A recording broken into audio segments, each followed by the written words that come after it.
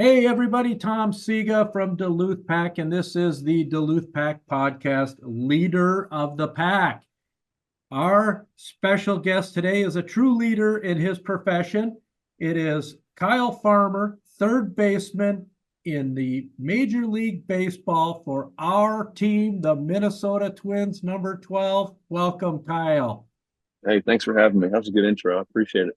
Oh, I'll tell you what, this is fun. I got questions here from employees of ours. They're like, "Hey, can we ask Kyle a question? Hey, I want to ask one." So you got some fans out here at Duluth Pack, but we're gonna jump right on in here because we want to learn all about you and your journey. So, Kyle, where did you grow up? What was your childhood like?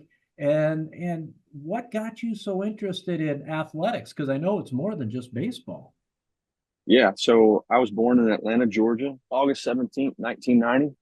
Born in Atlanta, Georgia. My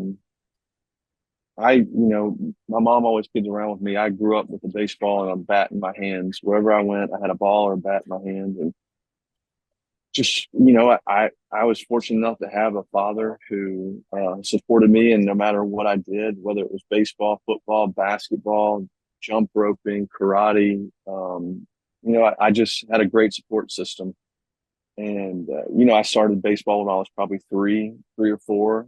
My dad pitched at Ole Miss, and he pitched in the Braves organization. And he always tells the story that he knew that I was serious about baseball was when he came home from work one day, and I was probably four maybe, and I had been watching over at my grandma's house his pitching videos when he was at Ole Miss back then, with the VHS and all that stuff. And uh, I threw him a glove, and we started throwing, and I was imitating his windup.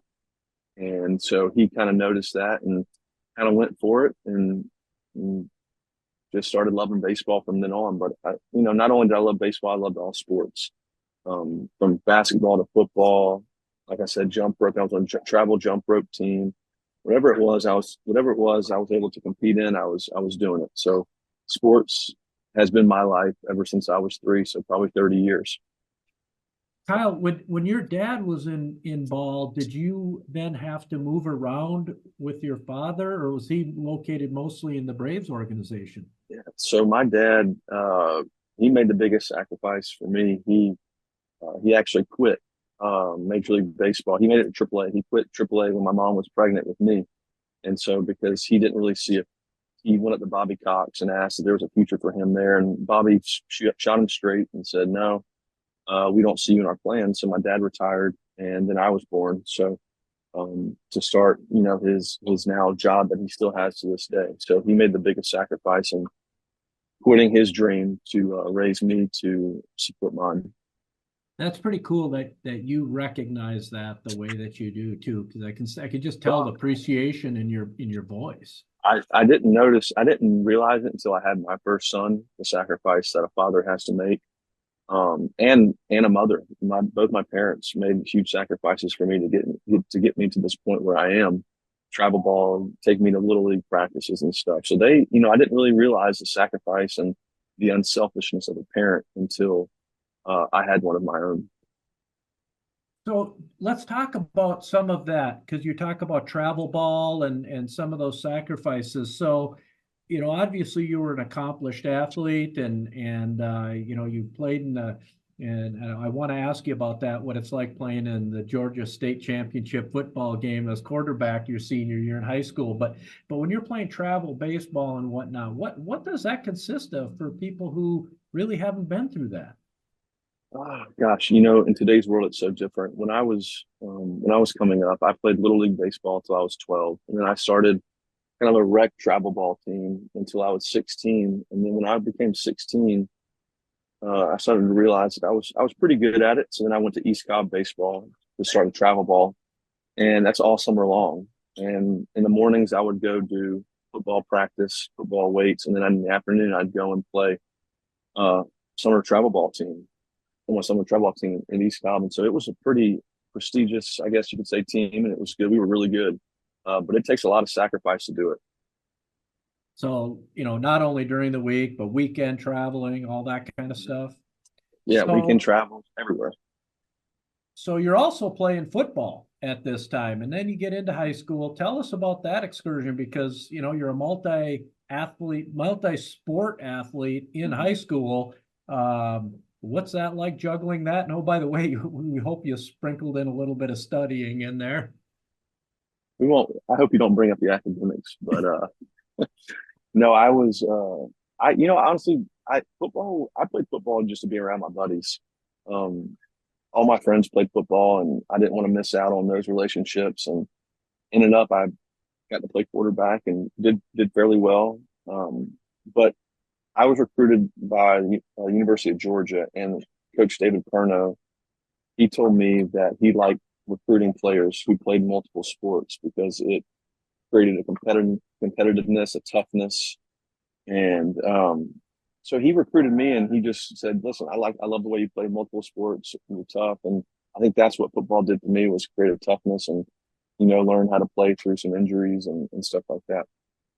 I saw in another interview you said, you always dreamed to be a professional quarterback and you loved watching Tom Brady, but looking back at it, you don't know if you could take the punishment that those guys take. No, those guys are getting abused every day. I don't know if I can do that. I feel like I'm in a good spot and just catching a ground ball and trying to hit one. So you go to the University of Georgia playing shortstop. Were you always an infielder? I was my entire life. I was played shortstop, third base, second base. Then went to Georgia, got to start as a freshman at Georgia at shortstop, and played my 4 years there at shortstop for the Bulldogs. And then after that, I got drafted, and I'm probably assuming that's your next question. So I do want to ask, so what did you major in college? We gotta sprinkle that in there, Kyle. I majored in speech and communications at Georgia. It was Georgia's a very hard academic school, so that was I think that was the only major that I didn't have to take physics or like statistics in, so I avoided that. So I picked that major, and I still have to graduate. I left early, but my mom would kill me if I didn't graduate. So I'm going to go back and finish my degree once my career is done. It's interesting you say that because, we live up here in Minnesota and I know you feel some of it that, there's another sport up here in the winter months since we're frozen half the time called hockey. And there's a pro hockey player we had on the podcast here who actually went back and finished his degree because he left early like you. And it kind of became a wave in the NHL that a lot of guys are like, hey, I want to go back and finish too. Yeah. Did you see what Shaquille O'Neal did? No. Did you ever see that? So he wanted to get his master's degree, but he wanted to do it by himself. But the LSU said that we can't have a teacher only teach one person. You have to have at least a class of 15. So he paid for 15 of his friends to get their master's degree with him in class. Well, I can tell you, he sure made a lot more money than me. You're paying for your friends. You could also probably pay him to keep the curve where you want the curve to be on grading as well, right? That's what I would do.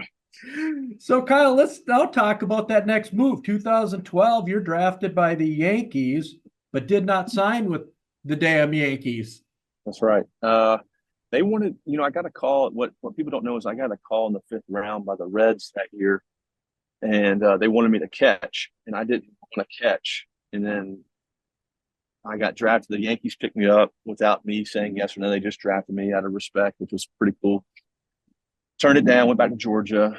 And then the following year, every team wanted me to catch. So I was kind of between a rock and a hard spot. I didn't have any leverage at that time. So I said, I got drafted by the Dodgers in the 8th round, and said, yeah, I'll catch. Let's do it. Why not? Why were so many people interested in you catching when you had been playing, short and third and second? It's a good question. I still question that to this day. I haven't gotten a direct answer for that, but if I were to guess, it was probably because they saw my arm strength and my hand. I had really good hands to receive, and I had the body of a catcher. And so, it's kind of weird. I still own the fielding percentage record at Georgia, but they still wanted me to catch. So I just bit the bullet and said, yeah, I'll do it, and learned how to catch, and was fortunate to make my debut as a catcher. Holy cow. So what was that like, making a transition to behind the plate, a bat swinging in front of your face, and now you're kind of quarterbacking the field, right?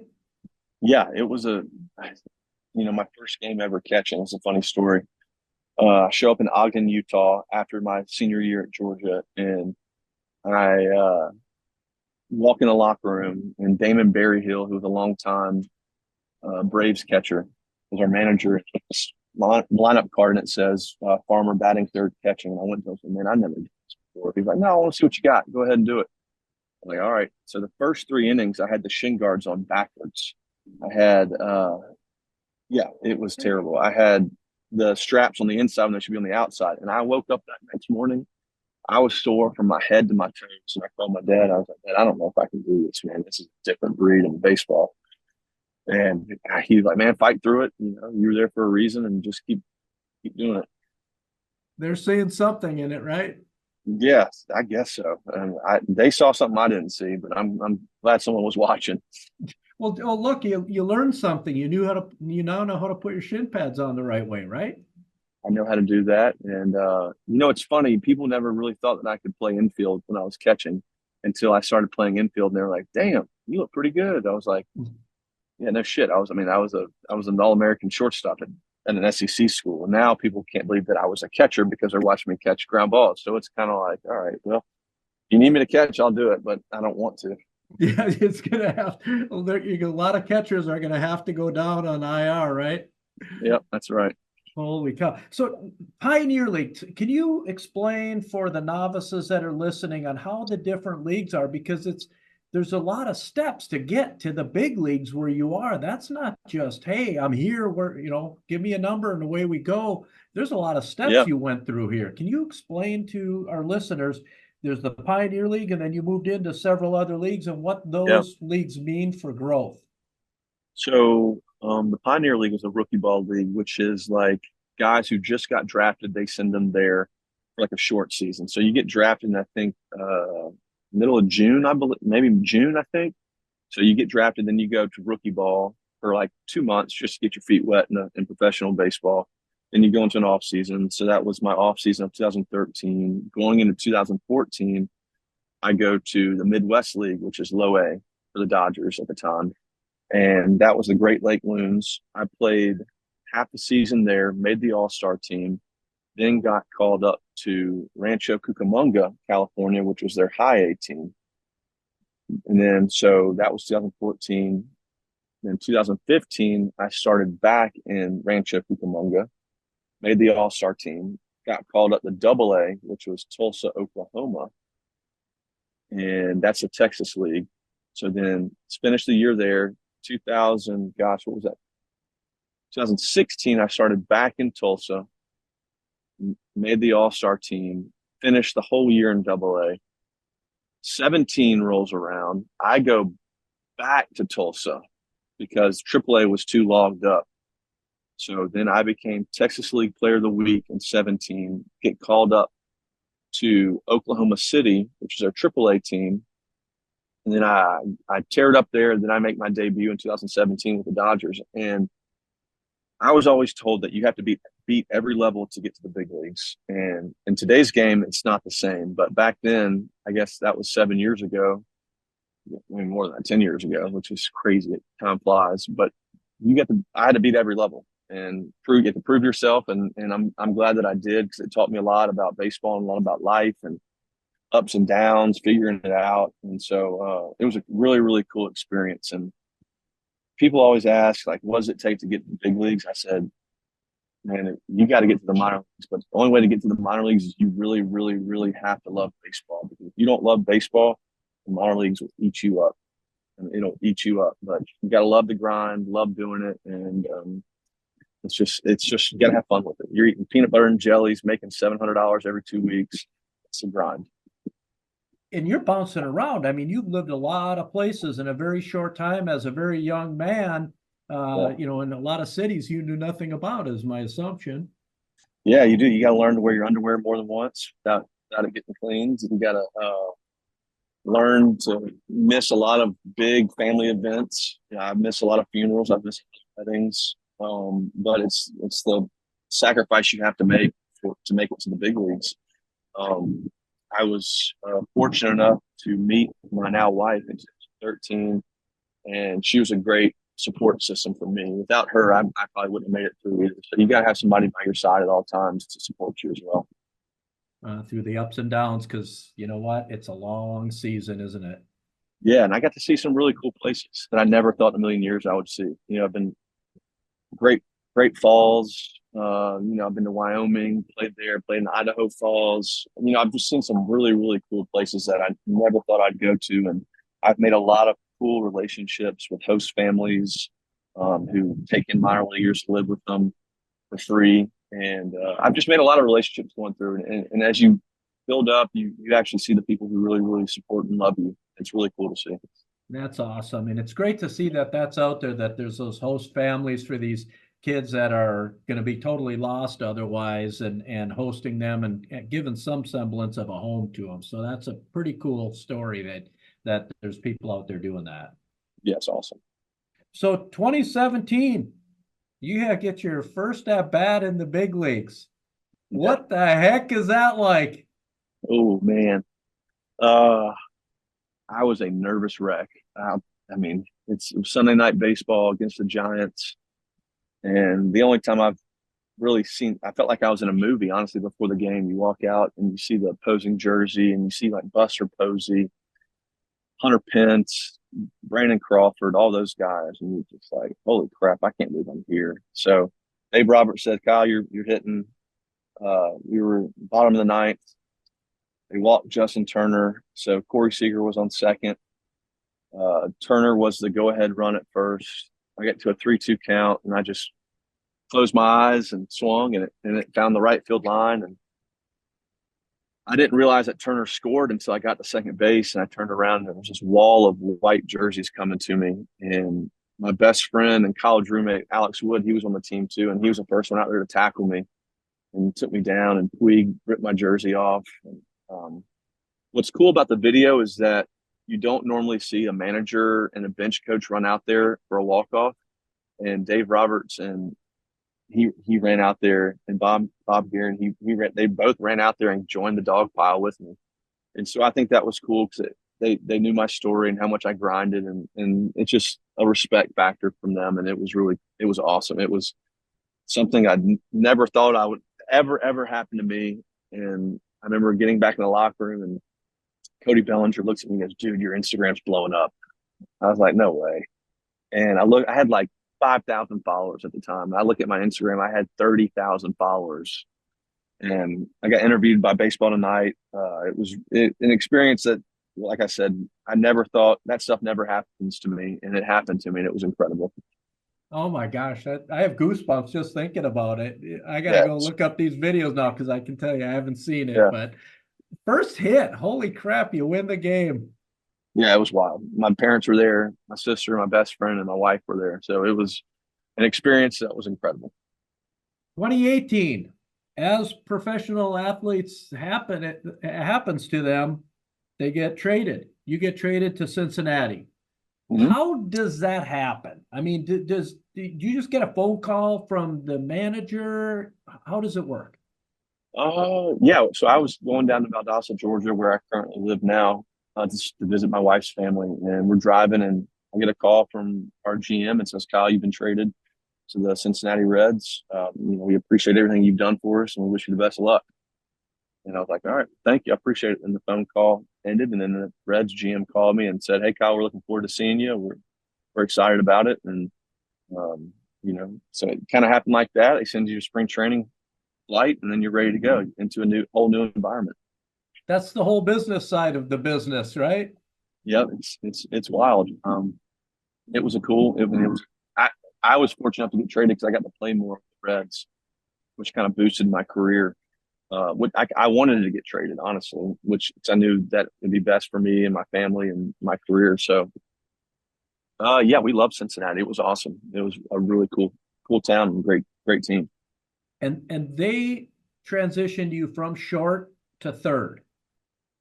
Yes. Well, so I was a third catcher. I caught most of the time and played second there. And then, so Then they transitioned me to shortstop in 2020. Okay. So I was back And at home.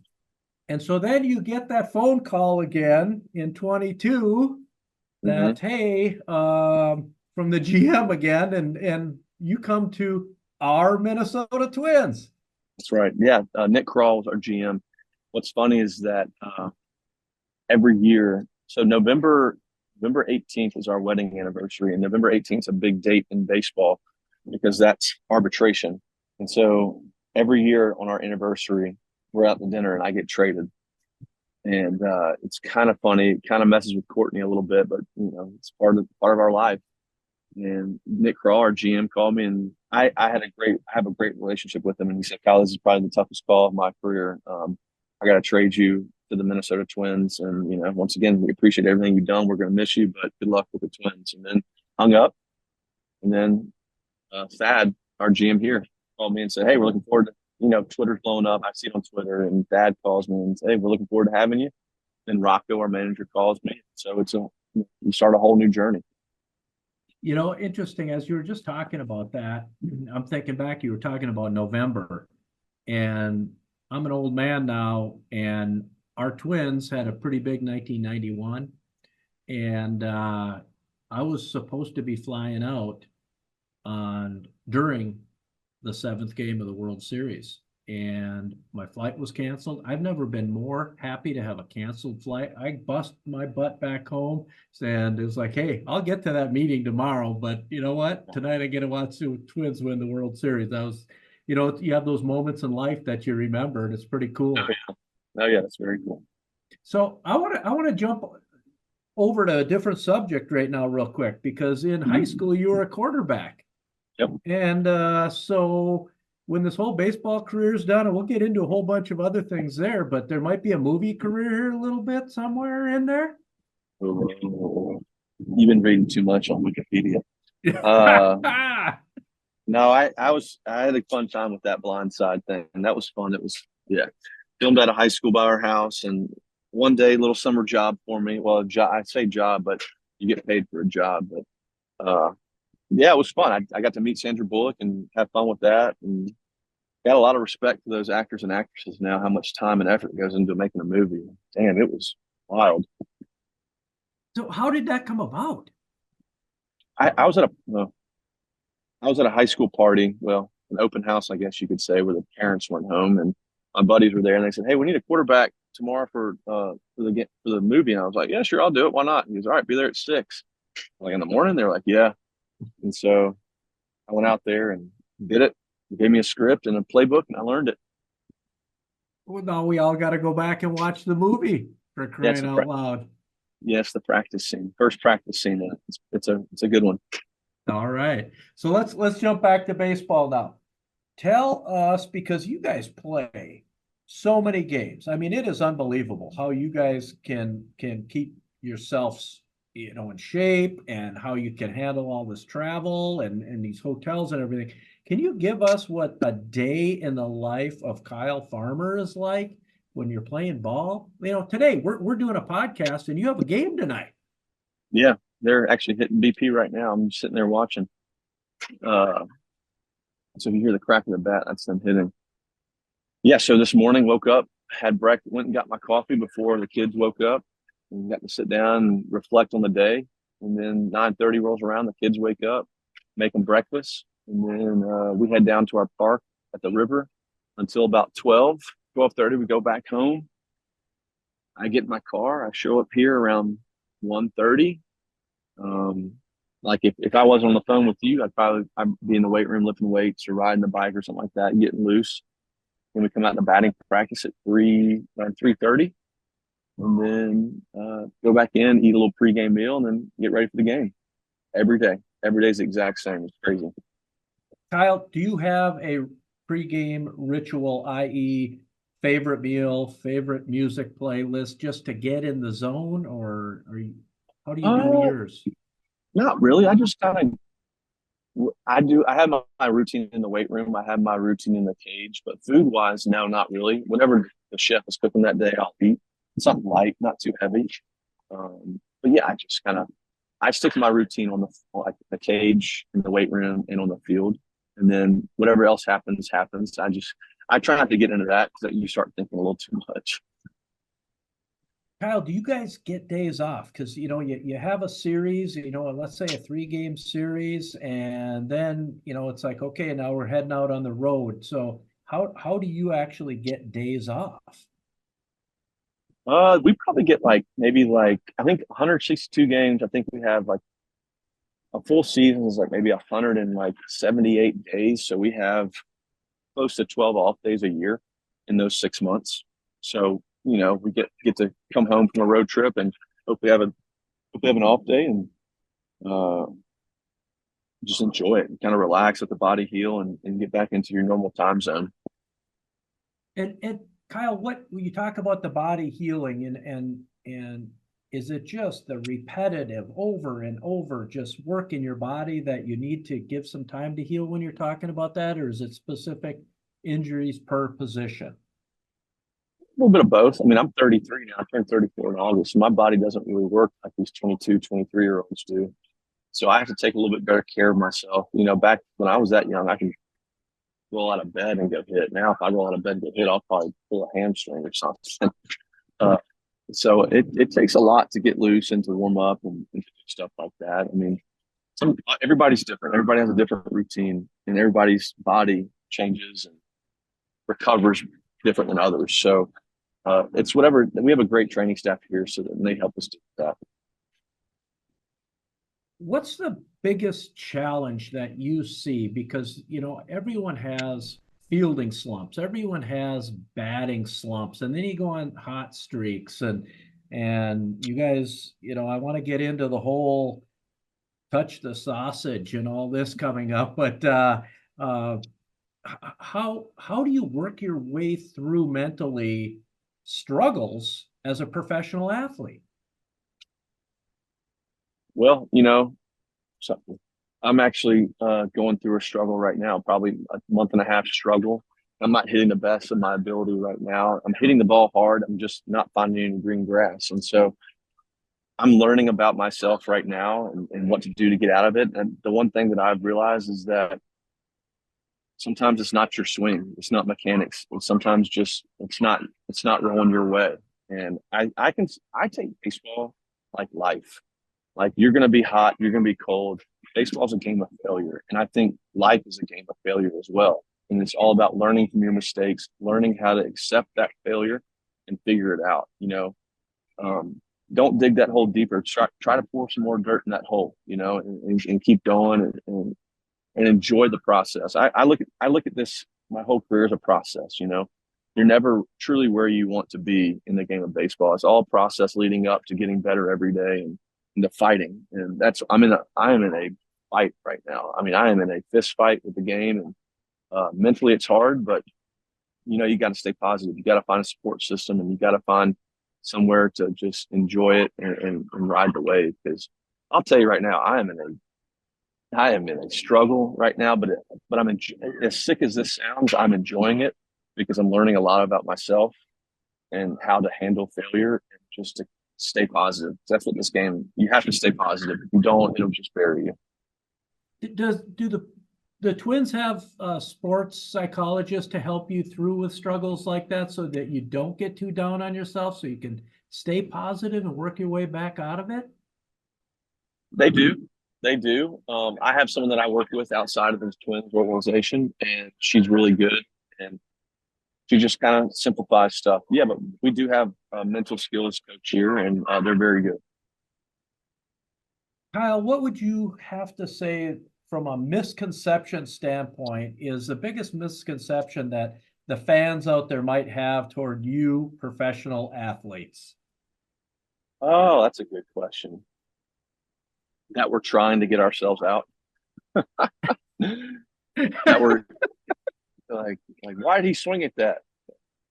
Well, I wasn't, I got fooled. I wasn't actually trying to swing at that. I just swung at it. It's like, I'll tell you this. It's like if I came to your work and I was sitting at someone's desk and just yelling at them, like, you suck. It's It's like, dang, man, like I got fans booing me. And what if I want to do your work and I started booing you right in front of your face?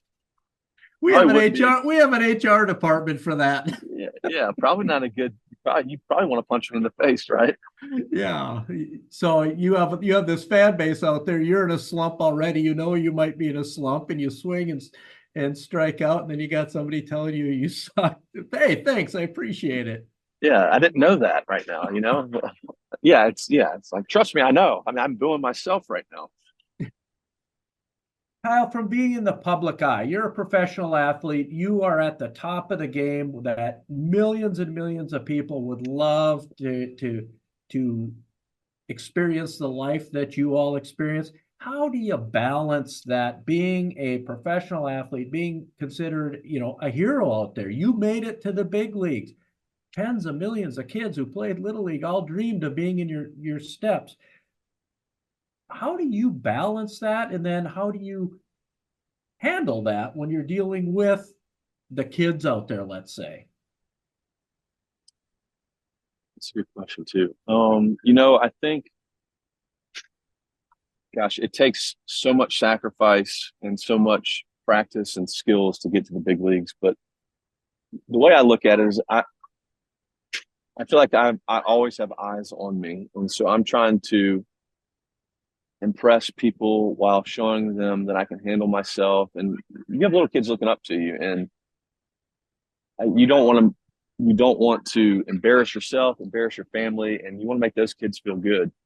And you want to be looked up to. And I think doing the right thing and playing hard, running everything out, just shows them, that they can do it, and that's how you're supposed to play the game. I have a question to ask you from one of our employees who is a die-hard Twins fans. His name's David Williams. He actually has the Minnesota Twins moniker tattooed right on his arm. Oh wow. Yeah, I talked to him about an hour ago and he said, "Oh my gosh, I can't believe it's the day." So he says hello. But his question for you is, while fielding, what retired player would you not want to see at bat and why? Retired player. Ooh, man. So playing, say, let's say I was playing third base. Retired player. I would hate to see Mark McGwire hitting, a righty playing third, and then I would hate to see Prince Fielder if I was playing second hitting from the left side, because man, do they hit the ball hard. I mean, it's a frozen rope right at you. I mean, I played third, and when John Carlos Stanton comes up to bat, I get a little. I'm gonna play on the grass a little bit more. So, do you watch a lot of film on all these different players and when they're at bat, and for positioning and all this prior to games? Or is there a lot of film you're watching or a lot of notes you're going through? We used to, but now there's a staff member on staff that does that for us and positions us in the game. So we'll have a card in our back pocket, and we'll look at it, and it'll tell us which side of the field to go to and stuff. It's pretty cool. But back in the day, yeah, I'd watch film and see where they were hitting it consistently, and I'd have to cheat to that spot. Now, I'm going to ask you a question. You may not want to answer this one. April 12th, 2023. That's when I got hit in Probably, the face. yeah. Can you tell us, just the whole process? Obviously, you got, you can read about it, right? You get hit with a 91 mile an hour fastball right in the face. Not Yeah. going to feel good. And then, you're on IR, and what's it take to get yourself back in the batter's box? I mean, first of all, physically you have to heal, but there's got to be some mental in there. Yeah, I'm gonna try and find the. I'm gonna.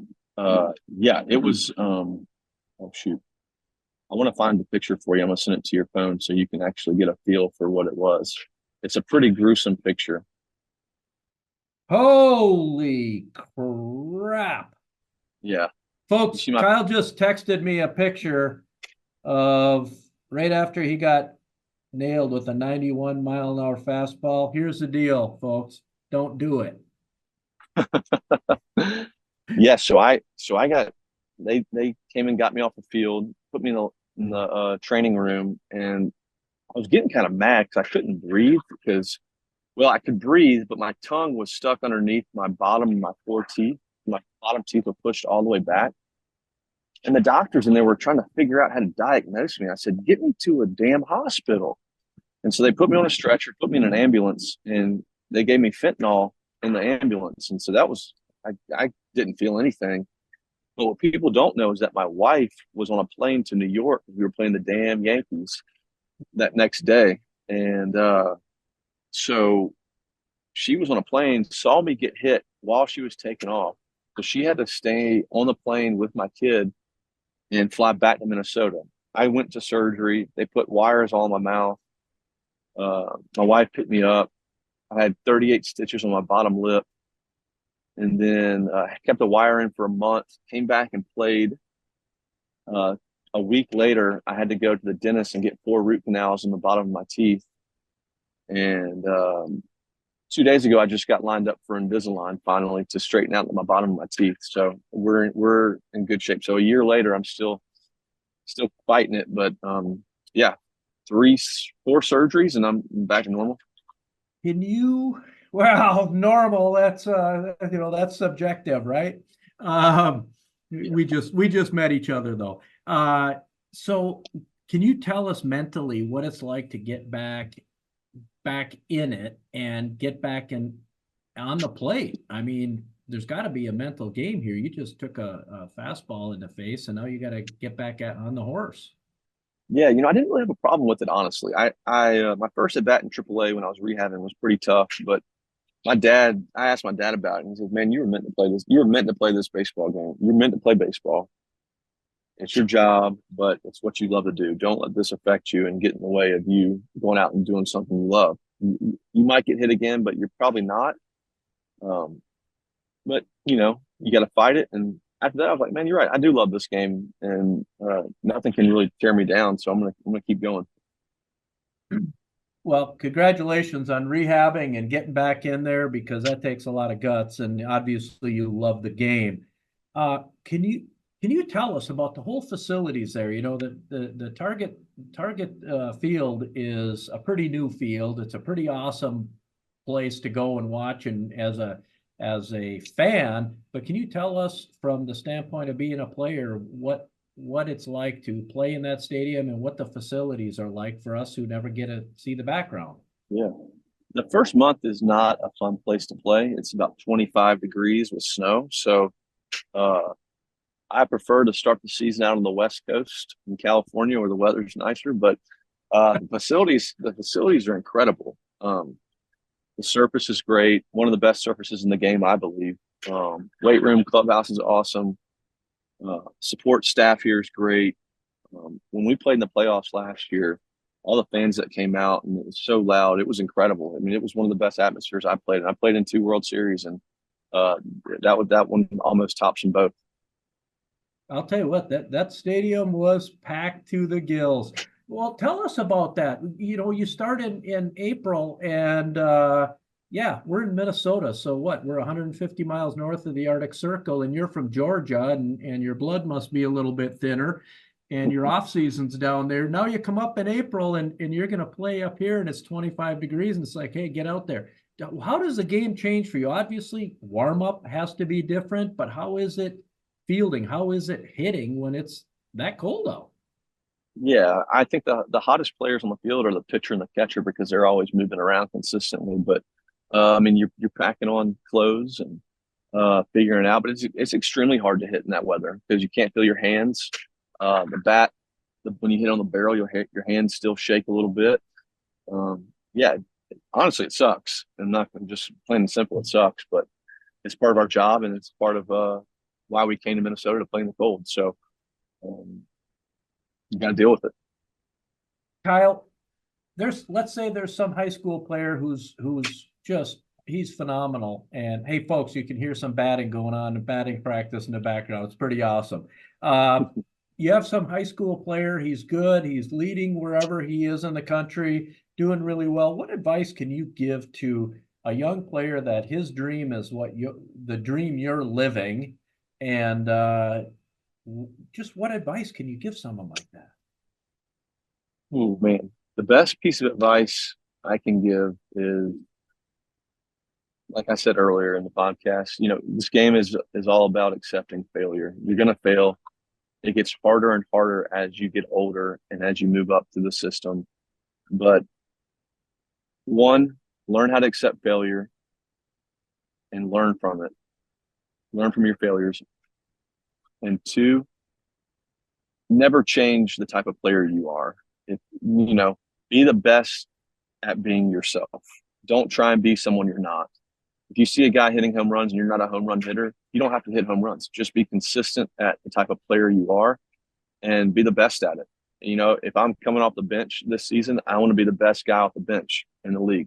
If I'm playing shortstop every day, I want to be the best shortstop in the league. But I want to be the best to my ability, not trying to be more. You can always try and get better, but never lose faith in who you are as a player. That is great advice for any young player because really, you look at all the different places that you played, all the adversity that you went through, and you stuck to it. And the thing that's sticking with me, Kyle, is just keep talking about your love of the game, Mm-hmm. and you can truly tell that you do have love for the game, and that's got to get you through the times that you're not producing like you'd like to produce.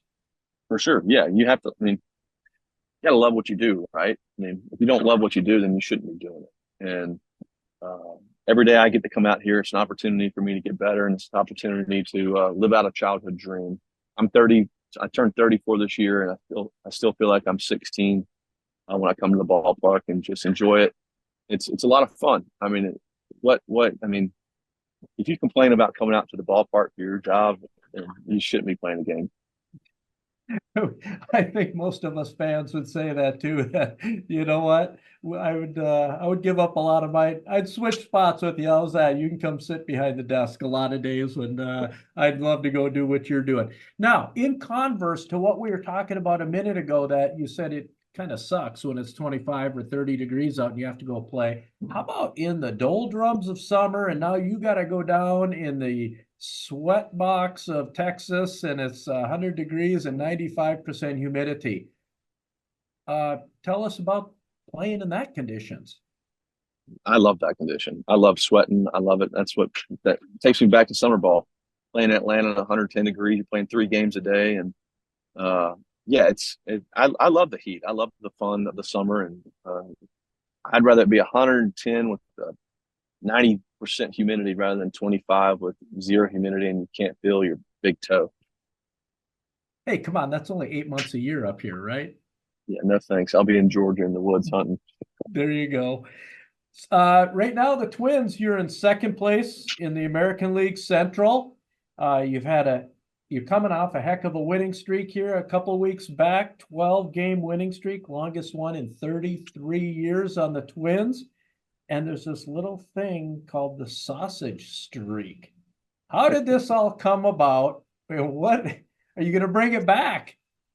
It's still in the dugout. I did a Cloverdale bacon and sausage commercial for him last year, and Cloverdale sent me a sausage, summer sausage, and I had it in my locker. I wasn't going to eat it. I put it on the desk in the locker rooms for someone to take home if they wanted to. Then I come down to a game and they're sitting by our bat rack, and I'm like, well, and we started raking, we started hitting, we started winning. So now everybody's touching the sausage.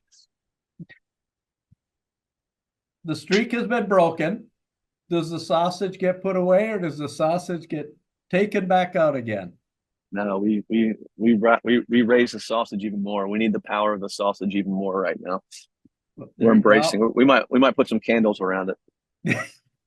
There you go, folks. If you don't know what Kyle's talking about with the sausage here, you got to go. You can go online. You can look everywhere and see this whole thing. It was making the national headlines and everything else as the streak was going strong. Kyle, for followers that want to follow you personally, can you give our listeners your handle so they can follow you on Facebook or Twitter or wherever? I don't have Twitter, but let me see my Instagram handle. I don't even know. It is, I think, Kyle __farmer. Pretty basic.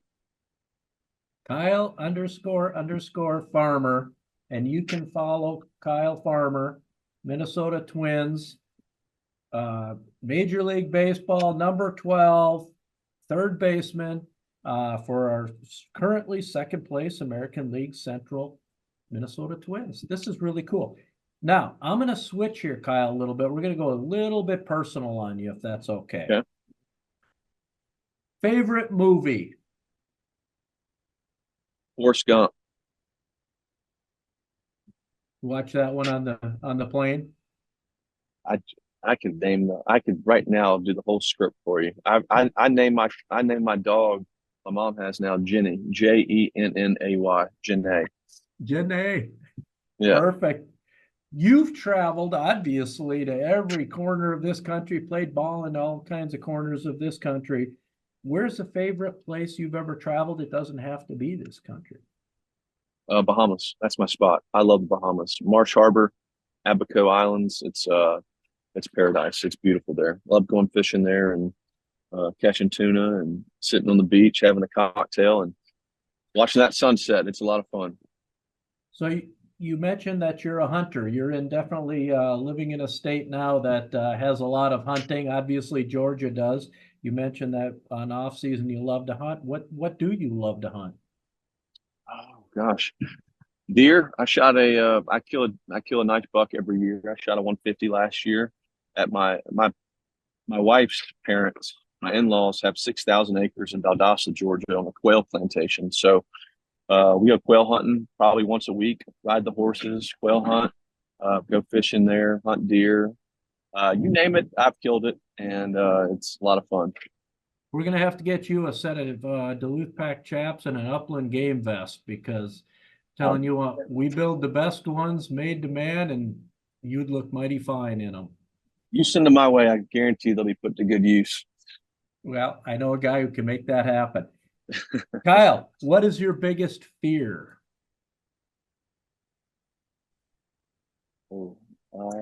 My biggest fear is the unknown. That's pretty broad, but I think everybody's fear is the unknown. So, don't know what's going to happen. I don't fear it, but I sometimes worry about it. But I'd say the unknown and probably snakes. Man, you got plenty of those in Georgia, don't you? Too many. I wear a snake belt everywhere I go to fend them off of me. Oh man, I'll tell you what, the only thing we have up here you have to worry about is snow snakes, so they don't come out very often. That's good. That's good. Who's your favorite band or artist?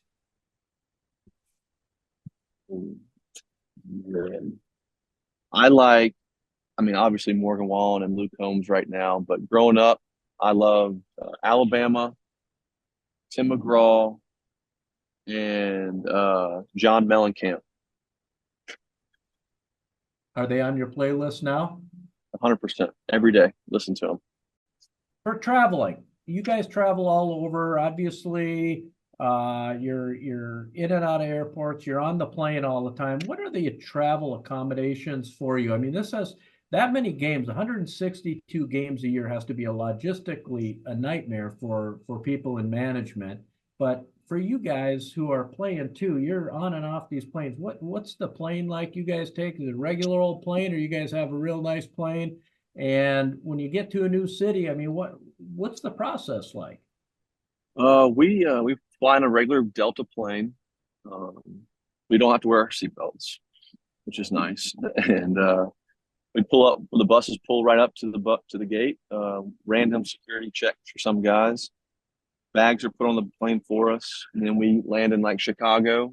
Get off, get on the bus right there, and our bags will be waiting for us in the hotel room,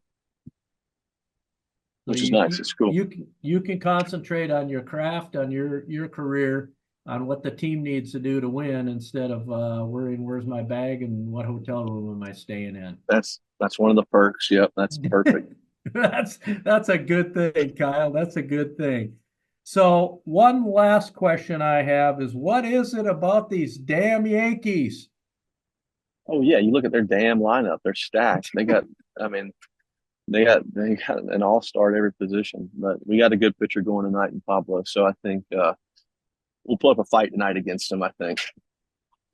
We sure hope we do, Kyle. And you know what? We cannot appreciate you more for taking your time. Literally, folks, Kyle's sitting here and there's all that noise you hear in the background is people doing batting practice. And I keep watching him watch the ball so he doesn't take a line drive in the other side of the chin now. So, Kyle, we cannot thank you enough for being here, folks. Today's special guest, very special guest, is number 12 Minnesota Twins Major League Baseball third baseman Kyle Farmer. Kyle, thanks so much for being here and taking the time with us on a game day. I appreciate you all having me. I love your stuff and love what y'all are doing. God bless and have a great rest of the season and stay safe and go Twins. Yes, sir. Thank you. All right. And folks, until next time, unplug from the indoors and recharge in the outdoors, watching the Twins play in the outdoor stadium.